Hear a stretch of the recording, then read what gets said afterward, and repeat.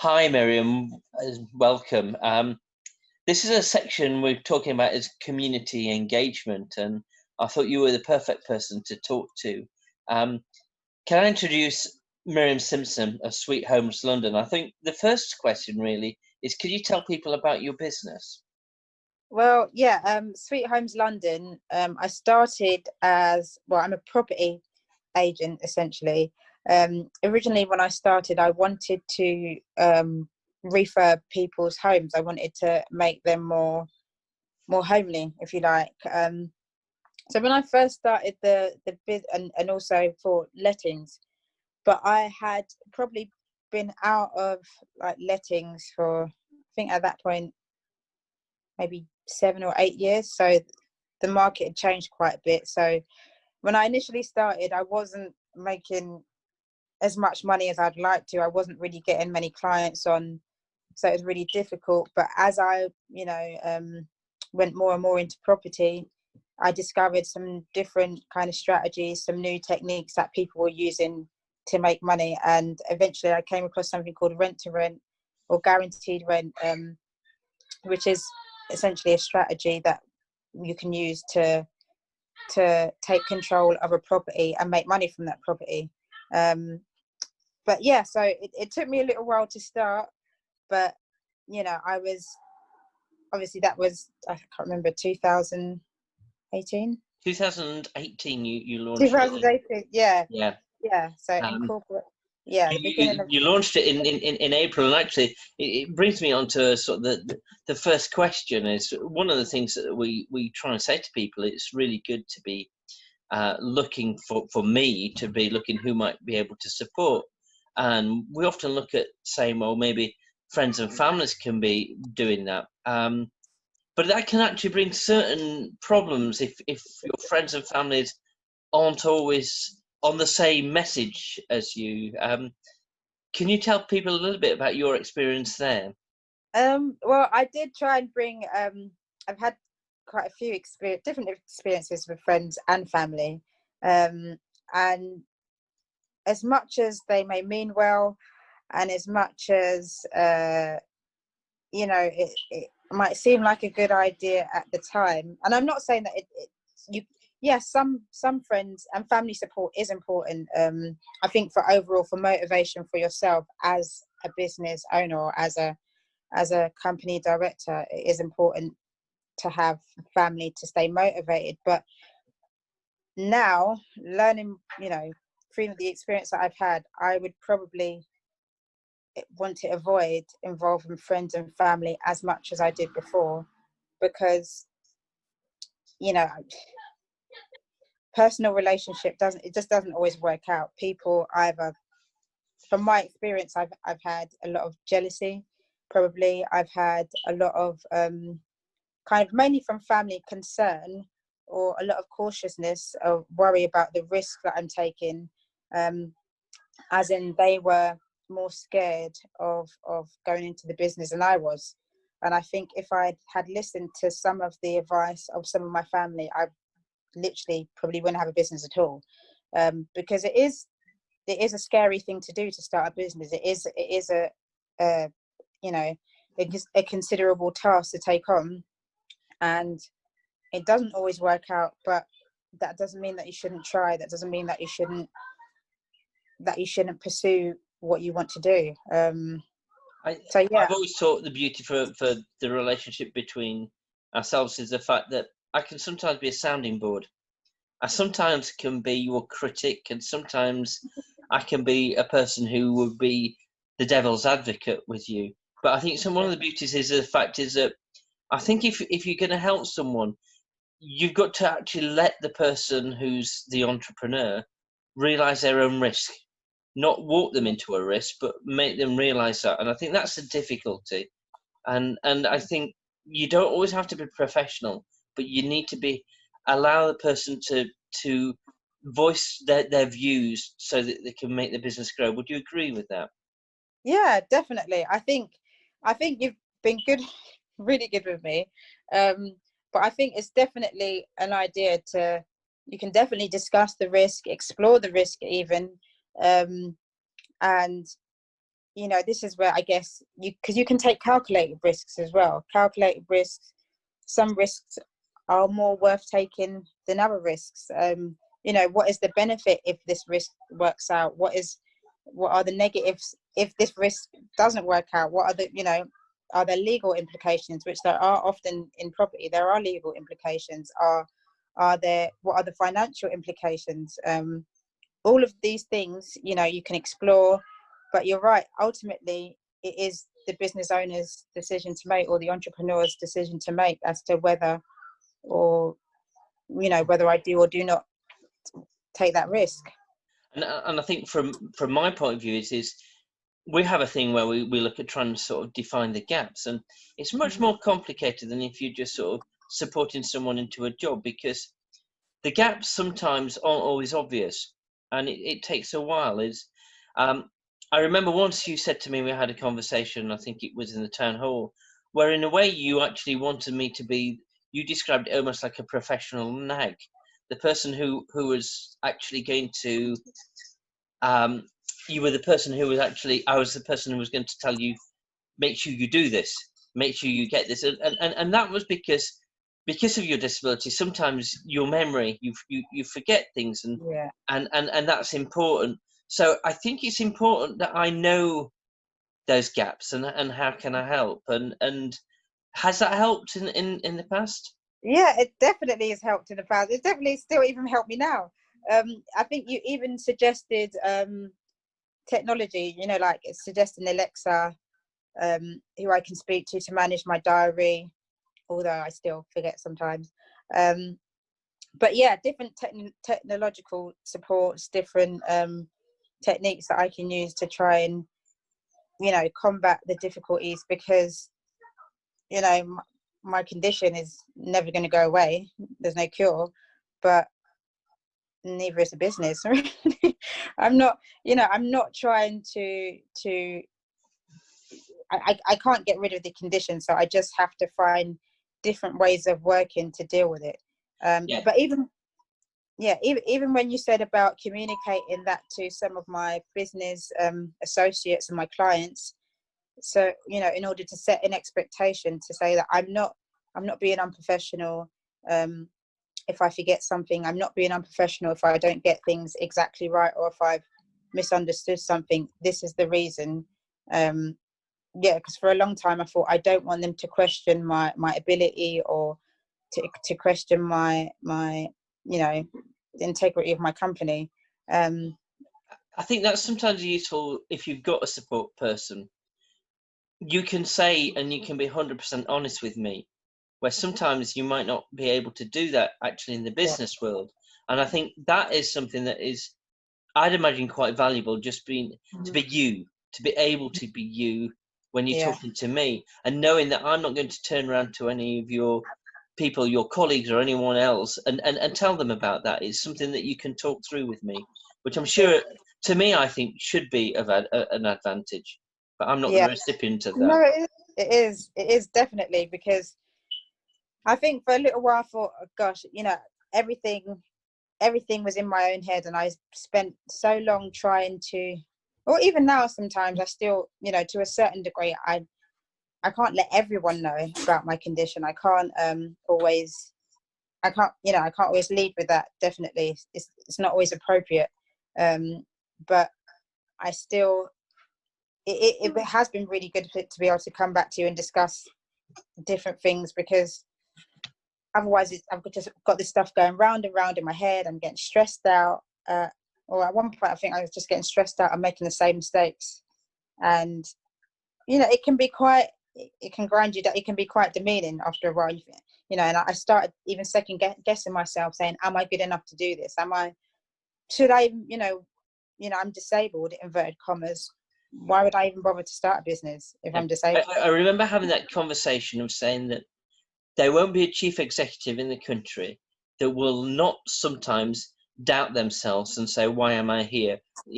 What we call imposter syndrome. Why am I doing this? And I think sometimes that does help when you've got some reinforcement that actually some of those feelings is not abnormal. It's actually quite normal. And only the sort of people lying to themselves would be in that situation of saying, no, I'm brilliant at everything. And I think that's quite useful to say, is I'm actually not managing. Actually, a lot of people aren't managing all the time.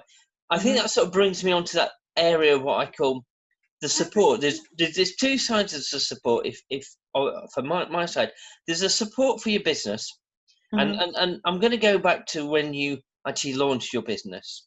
We had what I would call a disagreement, in the sense that I didn't think it was very important for you to have a very big party and a very big launch, and I thought you could have a soft launch, and you were very adamant that this was going to be the biggest launch out, and I have to say, it was a tremendous launch, and I, number one, for the enterprise, once you decided that, I was fully 100% behind to make sure it was going to be a success. Even if I had the misgivings about that, it was important for me to actually be on your side. And it was a great one. And I think one of the things I want to be saying is, I don't think this is a black and white issue. This is a grey area issue. There isn't always a right and wrong, and it's opinions. And I think that's a bit about the relationship of being able to voice each other's opinions. But ultimately, you're the one in control, not me. Yeah. I think that thing about the launch was, I think it was, for me, even now, I think, should I have done it? Should I not have done it? But I think at the time, I made the decision to do it. And at the time, I felt like I needed to do it, not just for the business, but for me, I think there's a personal thing for me psychologically. I needed to launch my baby.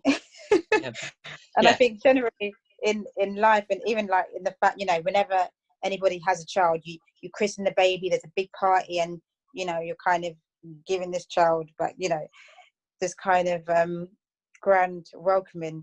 So it was probably a little bit cultural, a little bit more personal, but I felt like, I needed to do it, and I was glad I did it. and then immediately after that, you went to days later. Days later, you went on holiday, and I thought, what is this woman doing? And she's had this launch, and then she's gone massively on holiday. And I was thinking, what chance have we got here? But actually, it taught me a valuable lesson, and that was about the fact that you needed support for yourself, and actually you recognise that in doing everything, you were in danger of burning yourself out, and you needed a break. And actually, when you came back, boy, did you work.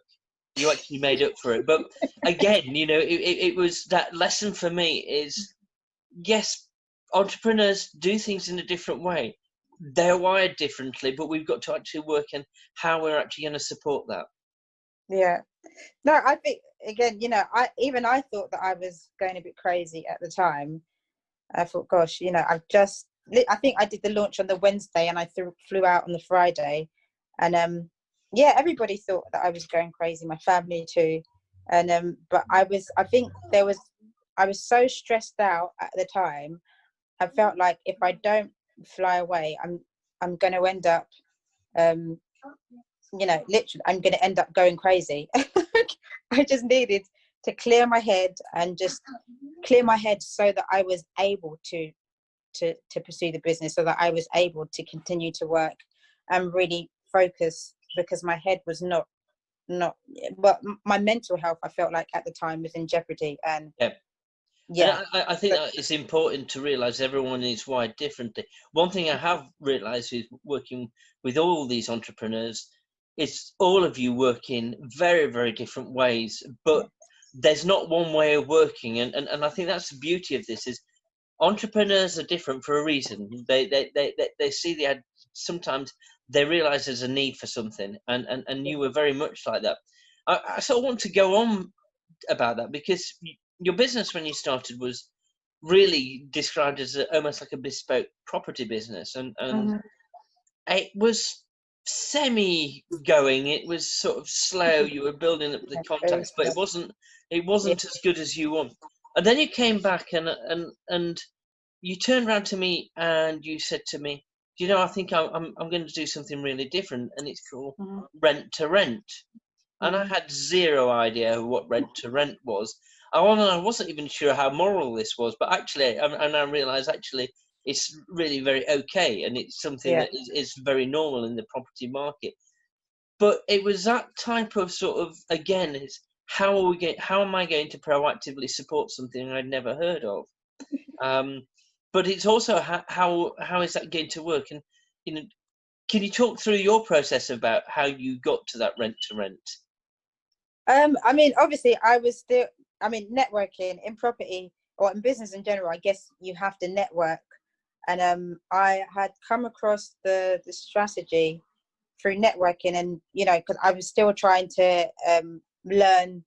Well, it's constant learning in property anyway, but I was still trying to learn about different strategies, different opportunities to make more money, and constantly trying to promote the business. And it was through I think a networking session that or a couple of networking sessions, I'd come across this thing called rent to rent, and I was just hearing that all of these people were making this money from it, and I just thought, gosh, this, why am I not making money? All of these people are making money from this. And when I understood the concept, I thought, well, I'm doing half of this stuff all the time anyway. This is, I could and should be taking advantage of this right now. And thank God it really worked for me. It really, and I then began to slowly focus on that because of the returns that I was getting on it. And and that's when I realised I could help a bit, in the sense of having a conversation about this, and you were explaining to me, and I started asking what I thought were the really simple questions. So I was saying, which is the most successful property? Is it property A, or is it property B, or is it property C? And you looked at me as if to say, what is he talking about? And I said, well, which one brings you the most money in? And then you suddenly realise, well, I'm not so sure. And then that's when I realised, yes, that's when I can be important, because I can actually say, actually, it's really important to know what you're spending your money on, and why you're spending your money, and which is going to be. They're normal questions that I have. And of course, when you're a new business, you have to be an all-rounder. In my own business, in my own charity, I have my finance director, who I rely on 100% for everything I do. And of course, in a way, you don't have that. So I become that person in a way that be able to ask those questions. Yeah. I mean, I think I'm definitely glad that you did ask those questions, because it changed exactly what you said. You have to be an all-rounder, which I hate accounting. I hate it, but it's absolutely necessary. I have to, there's no way of getting around it. So now that definitely changed the way that I work from then, and has changed the way that I work going forward. So not just keeping the accounts up to date or the cash flow up to date, not just that stuff, but even knowing where my money is going and what's costing me and what's not costing me. The way that I work now is different because of that. I understand how much each property is costing me as a daily rate. Like literally the rent, all of the over. I understand. I can break it down to I could probably even break it down hourly if I wanted to now, which I couldn't in the beginning. I couldn't before. And I think this is true. I was speaking to Jennifer Hippolyte of Beyond Expectations, and she'd started her own wedding planning business, and I'd asked her why she was getting involved in mentoring people like yourself. And one of the things she said very clearly is that entrepreneurs make mistakes, but when they make mistakes, it usually costs them money. And that resonated with me for you, because you've had to make mistakes, because it's the way you've had to be learning, and sometimes there's no getting aside there. But when you do make mistakes, of course, it costs you money. So it's trying to minimize those, and I expect, from my point of view, doing it different. I would try and help you a bit more on sort of trying to get more of a business and analyzing of things. But I'm not sure how that would have worked with you, because I think part of it is you are very much a side of saying, yes, I'm a little bit ahead of you, and again, it's sort of how you can get business analyzing type to work is going to be the interesting part, I think. Yeah, I think definitely in property that I know that there are quite a few people. Yeah, I've had some more training in different things, and I still train to this day. But I think and quite a few people that I know have paid for mentoring, specifically concerning property and property deals to in a way do exactly what you're saying, to analyze, to act as an analyst, I guess, in weighing up the decisions that you're making, and again the risks that you're taking. But I think for some of these mentors, they cost quite a lot of money. which is why we ended up I did manage to pair you up with a mentor with Yeah, Matt, who yeah, you spent some time with, and yeah, even though the business is not quite the same, it was impossible for me to get you a property yeah, yeah, person. Have you found that useful to have someone who yeah. owns his own business to talk to? Definitely, definitely, yeah. Because exactly what you said, exactly what you explained. He's already been there. He's already um, been through an experience that I'm just kind of getting started in, and he's got a much more established business. So he will have already made decisions that have cost or made money, and is definitely in a good position, or has been advising me and challenging me on thinking about how I'm structuring my business and how I'm moving forward, and to make sure that I'm, because I think for me the difficulty is because I have memory issues, cognitive issues, decision making is an issue. Which is, I guess, Yeah. absolutely essential in business. It is an issue, and can be what seems like a very simple thing, can be quite complex for me. Yeah. So when and I guess there's times where I have to work under pressure as well, but then sometimes I still need to step back and not rush myself and make a decision that's a bad decision that's going to cost me money. So I'm really, really, I have scaled back the business quite a lot, because there's no point in, having lots of money coming in, but you're also spending you've got lots of money going out. Yeah, it was that bit about cash flow I was talking to you Yeah, about that time. exactly. Yeah. So I scaled back, I can't remember how many properties I've gone through now. Like 7 properties. Now I'm down to 2, which to some people might seem like, oh my gosh, this is, it's alarming. Yes, it is, in terms financially, it's a huge, but it doesn't mean that it's going to stay at 2. And it just means that I've had to step back, reassess what I'm doing on the business, because I've actually started a second business as well now. So scaling back the business was, both businesses will work together anyway. Going forward, they are working together, but scaling back the business was so that I could focus and move into the right direction, I believe, and move into a more profitable way of doing business. Well, I think there's a word, and that's used a lot with this COVID.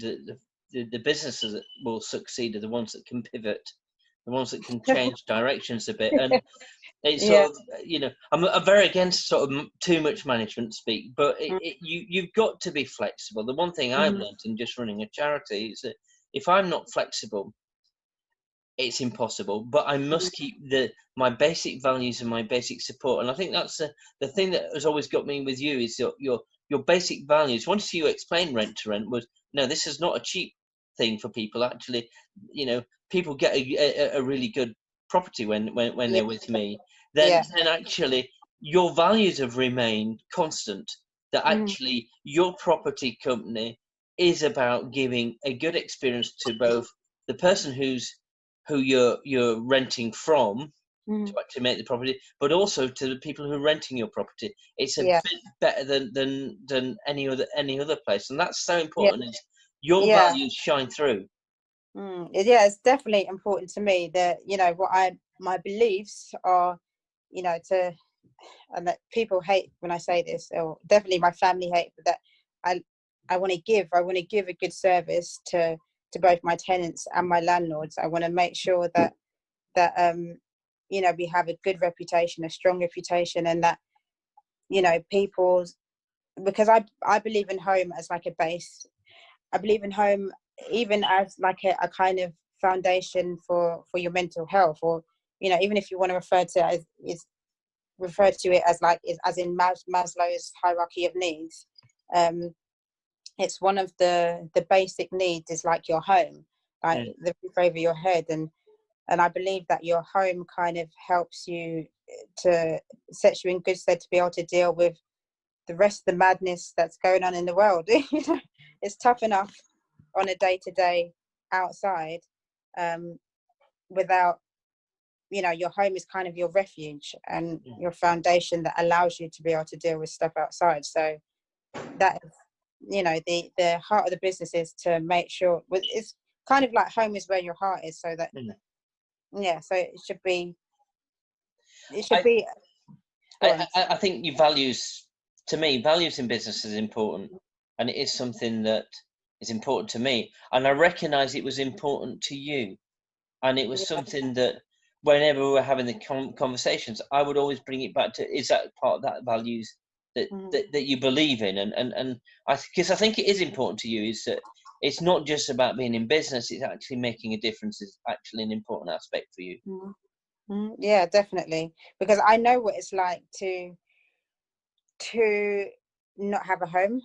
I know what it's like to not feel secure in your home, and I know what it's, you know, I've been through many kind of housing scenarios, and yeah, I know that every scenario has affected not just my mental health but my physical health. So it's something that I believe can make or break you. It's, you know, it's not, it's a lot more than we kind of give credit to. And I think especially now, coming out of this kind of COVID kind of lockdown time, people more than ever should know how happy they are or unhappy they are with their homes, because they've had to spend day in, day out in our homes at the moment. But yeah, and I even now, you know, I've moved in the time that, I think before I did the launch and before I flew out to Jamaica, I'd also moved house like a couple of weeks before. And you know, I was saying to a friend recently, if I'd still been in the flat that I was in before, I think it would have, you know, really kind of devastated me, being locked down in a flat as opposed to being locked down in a much bigger house with gardens that I can, you know, I can go out in the front or back garden. So it's a huge difference. And yeah, so I'm just very grateful for my home. And the final thing I wanted to go on to is that bit about letting go, and the reality is if it's successful like it has been with me and you, or is that it's not about letting go. I described it to someone, it's really one business owner talking to another business owner. It's one person on, and I see you now as a peer as opposed to, oh, thank you, you know, rather than a candidate support worker. It's something where sometimes it's just sort of, do you want to have a coffee so we can talk about each other's businesses, and that's good in a way. I think it's sort of, yes, it doesn't have to happen, but you know, if there are some things that you want to have a conversation with, you just need to pick up the phone or the email, and you know, then you can get hold of me, and vice versa. I remember contacting you early on in the COVID time, and just finding how you were, and it wasn't anything more than, well, how are you doing? You know, this is what we're doing. No, I am so grateful, you know, for you, Robert, you know, for the course that you guys put on, because I know, even though, like I said previously, I have a HNC in business, you know, I'm educated, but that nowhere near prepared me to start my own business or start me on the, you know, the journey to being an entrepreneur. That wasn't anywhere near enough. Because it's not just the course, it's not just yourself, also the other my other peers now that were on the course were invaluable to even witness and be around other people who have disabilities was beyond encouraging, and what it did for my my vision, for my motivation, is I don't think I could put a price on it, because I thought even like Lucy, Sandra, Marcus, you know, we've all got our difficulties. I hate to call it disability. All got our difficulties, some visible, some invisible, but we're still here. You know, we're not just still here. Actually, we're still in business. We're still, you know, we're still doing And, the and, and impossible. that's a wonderful thing. Sometimes surviving, and certainly at the minute, Yeah. surviving is a good thing. Finally, can you just sort of remind, because we'll put at the end of your actual website and so that people can visit your website. Yeah. So my company is called Sweet Homes London Limited. So it's www.sweethomesLondon.com. So I'm on Facebook and Instagram and Twitter as well. And I've just started, my new business is actually called Marla Supported Living Services. So I'm also on, you know, a website. I'm on Facebook as well. So we're on there as Marla Support. The website is www.marlasupport.com. So I'm actually, the new business is actually looking to support in a residential setting vulnerable young adults. So looking to support vulnerable young adults towards living independently. I think it's a fantastic project as well. Really excited about it. Yeah, I'm And really hopefully excited. we can talk about it in a year's time. Yes, yeah. So watch your space now. Yeah. Miriam, Yeah. thank you so much. It's been a pleasure talking to you. Yeah, thank you, Robert. Thank you.